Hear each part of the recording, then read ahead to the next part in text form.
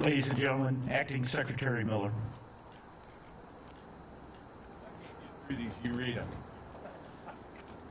Here, Jim, you take this. Got my big book. Gonna speak for a couple hours.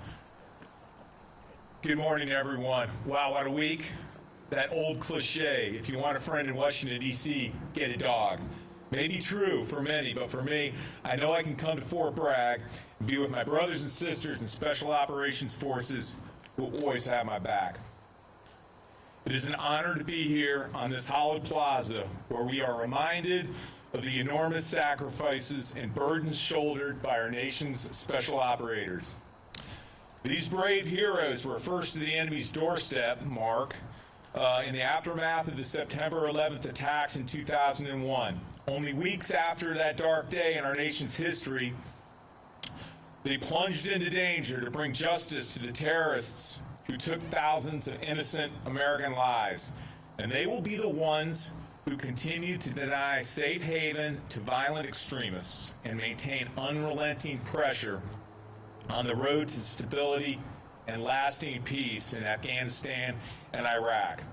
I know firsthand the caliber and character of these brave service members, having served as an Army Special Forces company commander under then Colonel John Mulholland during Operation Enduring Freedom, and with Mark, of course. I also served 2 tours in Iraq, including during the 2003 invasion and later in 2006 as Special Forces Battalion Commander, 2nd Battalion, the Special Forces Group. Absolutely the best Special Forces Battalion in the history of the world. No offense. I've spent the remainder of my career just as committed to defeating terrorists and those that would help harbor them.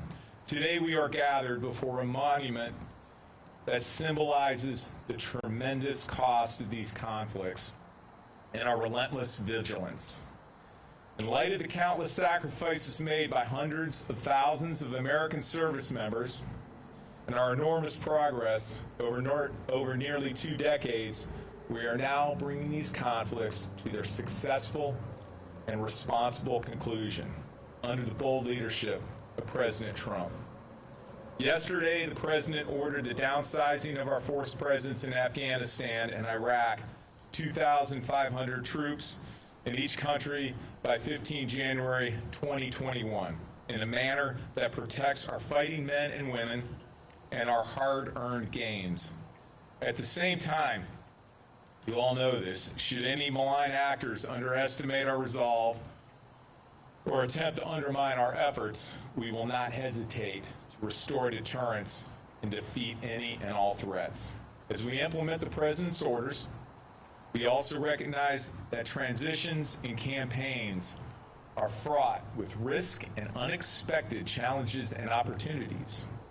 That is why I am here today to announce, this is an omen, I'm here today to announce that I have directed the Special Operations civilian leadership to report directly to me instead of through the current bureaucratic channels. This historic step finalizes what Congress has authorized and directed and will put Special Operations Command on par with the military services for the first time. This reform will immediately improve agility to the department and the command and will enable us to streamline information flow, enhance decision-making, and more adaptly and adeptly support our commanders and their superb soldiers, sailors, airmen, and Marines. Change is often tectonic in the Department of Defense. This is by design, and as our history shows, has served the nation very well. Today's reform is directly aligned with all 3 of my priorities as outlined in my message to the force on Monday. First, bring the current war to an end in a responsible manner that guarantees the security of our citizens. 2, continue implementing the National Defense Strategy with an emphasis on transforming the department for great power competition.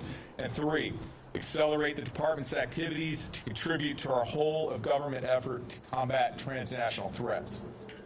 I also want to highlight that this particular change has been analyzed, debated, and refined over the course of the past 30 years, since the creation of Special Operations Command and the creation of the Assistant Secretary of Defense for Special Operations Low Intensity Conflict by the Nunn-Cohen Amendment to the Goldwater-Nichols Act of 1987. I have closely studied and been intimately involved in these efforts. I personally think Solik deserves to be an Undersecretary of Defense, but unfortunately that's beyond my authority and purview at this time. But I know future generations will take that one on. Today, as we chart a clear path forward for our special operators, we proudly stand on the shoulders of the giants who came before us. Colonel Aaron Bank, founder of the U.S. Army Special Forces.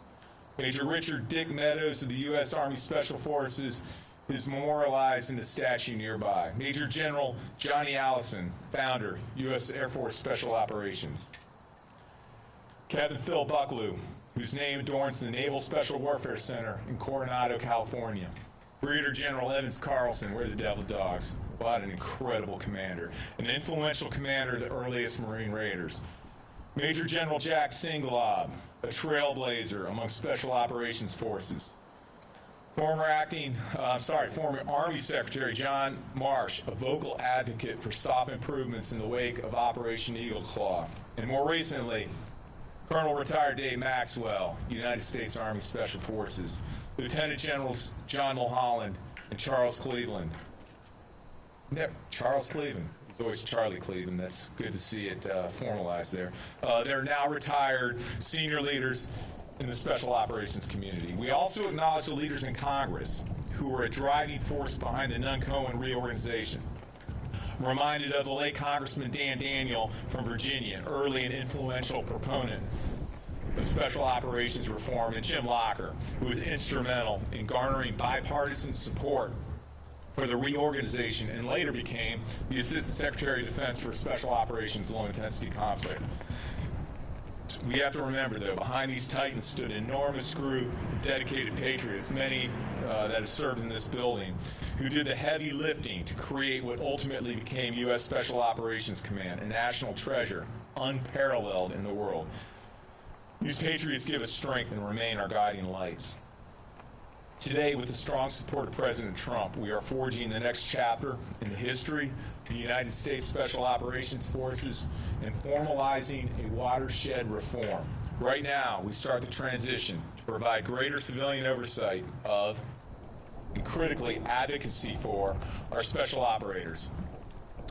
This couldn't come at a more critical moment in time as we bring our nation's longest conflict to a responsible end and prepare our special operations forces for this new era of great power competition. I can think of no better place than here, at the original home of our Special Operations Forces, to enshrine stronger support for the next generation of special operators, hardened by combat and unrelenting deployments, who understand the fundamental nature of war, who remain committed to defeating every threat, and who are undeterred by the high price of victory. Dia presso liber. God bless our women and men in uniform. God bless our great nation. Thank you so much.